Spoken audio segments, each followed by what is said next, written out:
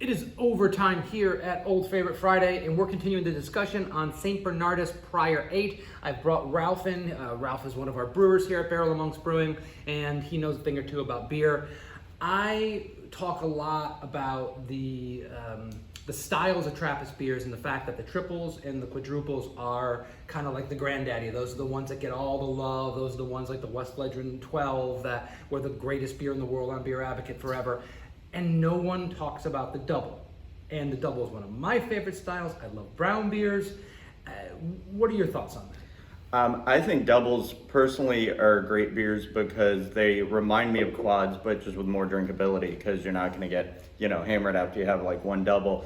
Also, I mean, just in terms of Belgian styles, it's been popular for many years with Westmalle, another brewery, being one of the first to make the actual title of double popular. But even these kind of like brown ale, 68%, were big in Belgium for a very long time. And to me, it's such a drinkable beer for like what you would think of as a dark ale.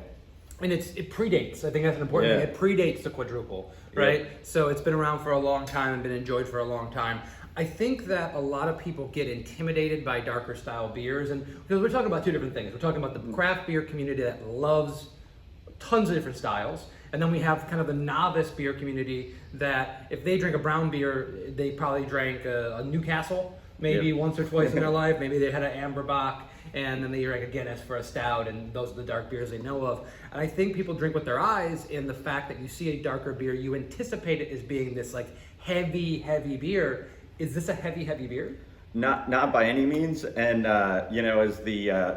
as a lot of the Belgian style beers are supposed to meant to be digestive, so you can have it with a meal. This is a perfect example of that, and I think St. Bernardus does a great job where you get all those strong flavors, but if you were to have this blind, you wouldn't even know it's the strength that it is. You wouldn't think it's like a 7 or 8% beer. Well, I always say the nicest thing you can say to a brewer is you've hid the alcohol well, right? That's a kind thing to say to a brewer. And yeah, all those beers, the alcohol is hidden extremely well. They're dried out, right? Yep. A lot of the body in beer comes from the sugar content. So if you dry a beer out properly, you're going to make a more drinkable and a cleaner beer. And if you're using great ingredients and Belgian candy sugar, like the right stuff, you're going to get flavor out of it.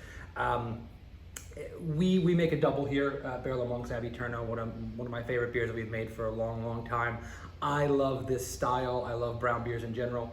We ask this sometimes in these kind of videos. Is this beer ever going to make kind of a comeback? Are we going to see like a way? We have the New England IPAs and smoothie sours and all that stuff. Are we ever going to see brown beers respected like we love them in the greater populace? I could definitely see at the very least it getting more of a name than it has currently, because I think everything is cyclical, and it gets to a point with anything like a beer style. You mentioned like a smoothie beer. You can only drink so much of that, where I've even starting to see with some of my friends and people I drink with, their palate shifting, where they're like, I want something I can have more of. And this would be a great example of that, where you can have a couple of these and you don't get palate fatigue. It doesn't become too much. It's not like you're literally drinking a meal. So I could see, just based on how this beer is designed, that it would make a comeback. This, the whole brown and double style. One of the things as a brewer that we want is beers that will taste a little bit different every time you go back to them, that will develop as the beer opens, maybe as it gets a little bit warmer.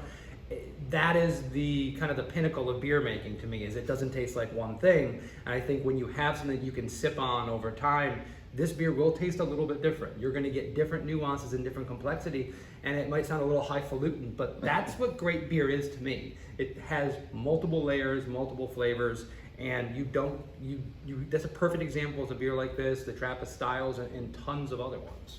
Yeah, for sure. And this is a beer, especially with like, time and temperature, they say, as it warms up, it's going to start to give you layers. And if you were drinking with somebody, you might catch something like a dark fruit or cherry character, and I might get like a rum raisin character that you're drinking it and you're like, oh yeah, I didn't catch that. But there's so much going on, like you said, that, especially if you're drinking with a couple people and you're taking your time, you're going to really start to notice complexities of the beer. And that is 100% true, but I do want to mention that one of the fun tricks you can play on your friends is pick something in a beer when you're sitting there drinking it that is not in the beer, and just suggest it and watch how every single other person goes, yeah, I get that. Yep. Yeah, you get apricot in here? Oh, yeah, man, this is like all apricot. That's just a fun thing. Power suggestion is very important, right? Yep. We drink with our eyes, we hear what other people are talking about. So there is complexity. I'm not trying to downplay that completely, but it is kind of funny, and I've always enjoyed that.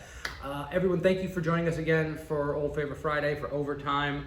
And please, if you like these videos, you know, if you're not already on our YouTube page or watching this somewhere else, go there. We're talking about beers all the time. We're talking a little more in depth about them. We get a chance to have a little bit more fun, tell some more stories, and you know, follow us so you get these videos automatically. Cheers. Cheers.